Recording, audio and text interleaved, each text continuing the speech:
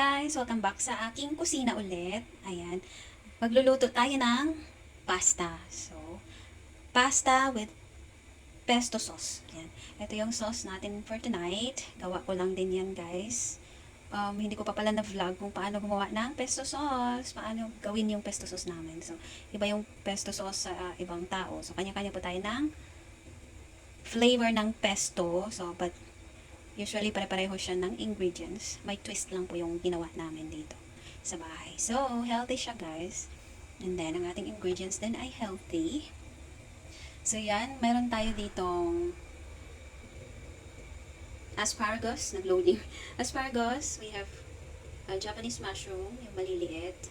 So, may choice akong dagdagan ng spinach leaves. Oh, hiniwa-hiwa ko lang yun siya. Para hindi masyadong malaki yung ano. Medyo malaki kasi yung dahon niya, so kinakat-kat ko na lang. So, ito naman ay ang ating fusilli pasta. And ito ang ating chicken thigh na na-slice ko na din. So, meron dyan. Kinikip ko yung skin kasi gusto ko siyang igisa. Unahin yan bago itong laman. So, meron din tayong garlic dito, guys. So, yan ang pinakaano natin, garlic. And syempre, adjust natin yung lasa. Meron tayong asin. So, let's start cooking! Yan, ready ng ating kawali at ang ating boiling water para sa ating pasta.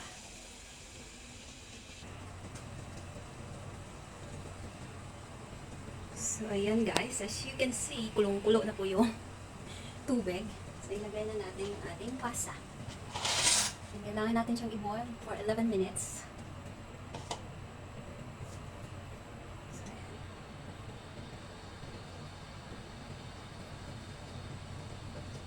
Then, mainit na ang ating kawali. Lagyan na natin ng oil.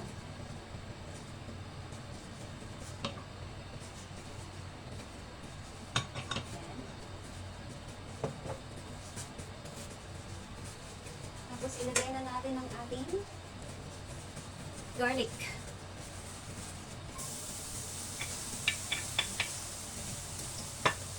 Yan lang siya guys. Nakikita nyo ba? Garlic. Bilisan na natin, baka ito ay masunog. Lagyan na natin ang ating chicken skin. Chicken skin.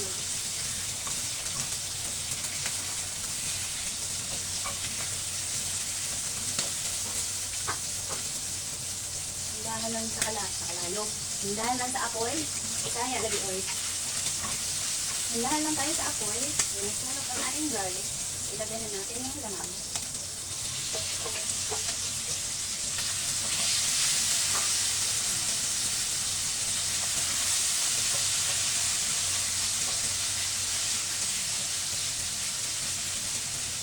Tapos tigilan mo ng konti para mag-brown-brown siya. Sige naman. Mga ilang minuto din. So, ayan, haluin natin ulit. Medyo nag-brown-brown na siya.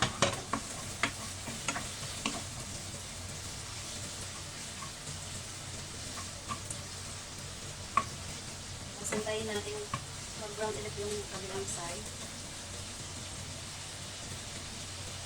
Ganyan.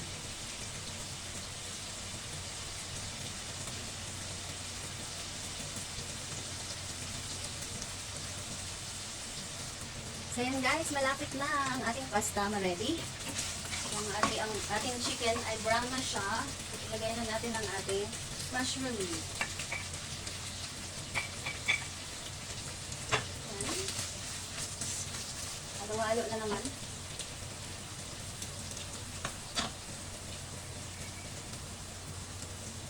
Hinahinaan ko lang yung chicken natin kasi naghihintay tayo dun sa pasta. 1 minute na lang and ready na ang ating pasta para dito sa ating sapong. Lagyan na natin siya dito.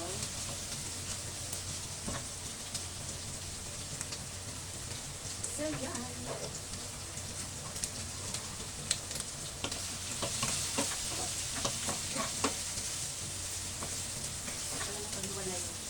Kailangan siya hiwa-hiwalay.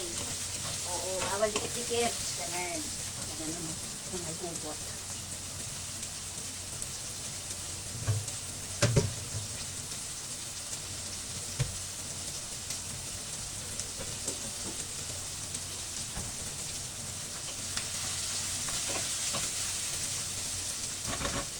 So, ayan, ilagay na din natin ang ating asparagus.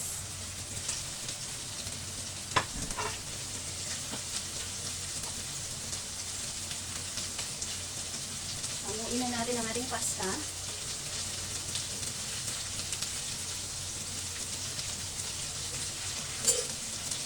Ayan, ready na siya. Sorry guys, yung ginawa ko is good for 2 people. Pero, hatiin ko yan. Bukas ng lunch kainin ko.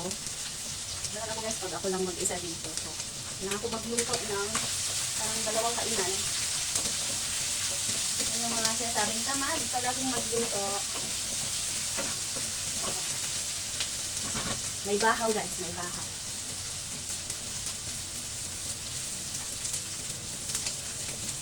Ayan, lagay lang natin natin pesto sauce. Hindi na lang natira.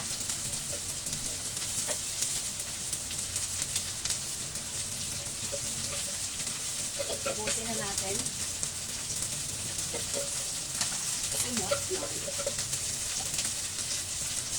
Ayan, sumot lang. Ilagay na natin ang ating pasta.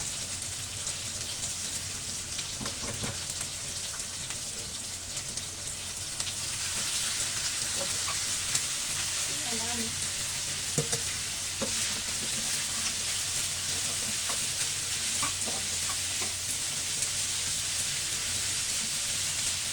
Inaaral natin ang ating apoy at baka ito masunog na talaga. Yung breast ko kasi guys, gawa siya sa basil,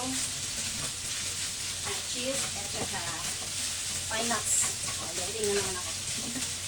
Golden ang isip. Pagpalasa lang.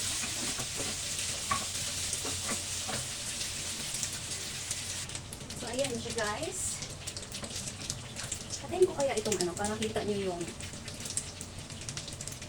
pasta. Ayan, kita ba siya? Mas kita yata pa ganyan mo. Too much ilaw. Daming ilaw kasi eh. Ayan, parang kita siya pag gano'n. Pag ganyan na siya guys, oh. Ang sarap na ano kasi medyo gustado yung ating garlic at saka yung ating manok. So ngayon, tignan natin kung tama yung lasa niya or kulang siya sa asin. Yung ginawa ko pala itong pasta, nilagyan ko ng asin yung tubig para magkaroon siya ng lasa. Meron itong konting lasa pero kailangan natin dagdagan ng asin. Yan, konti lang guys. Ganon po dyan. Ayan, naputol lang ating video. So, ilalagay na natin ang ating spinach leaves. Ayan guys. Ang dami.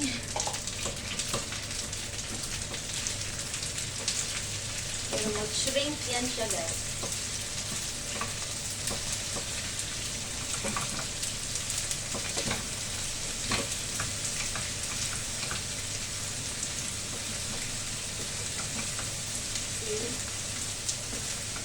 So, lang siya medyo green kasi wala akong ayaw ko nang mag-isa ng separate ng veggie. Yan na rin ito na natin. Diba? Masarap. Kulay pa lang, masarap na.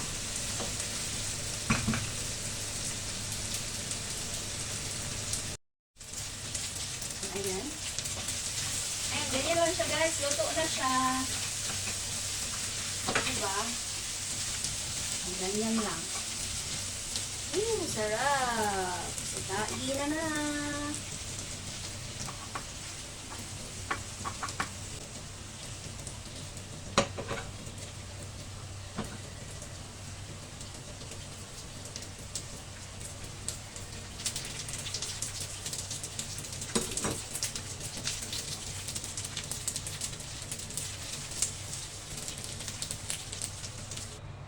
Ganyan.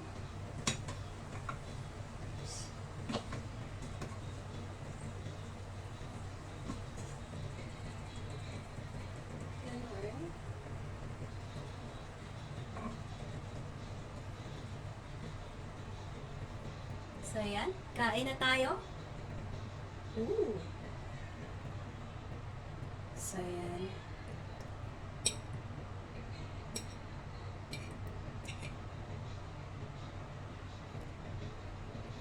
Sarap.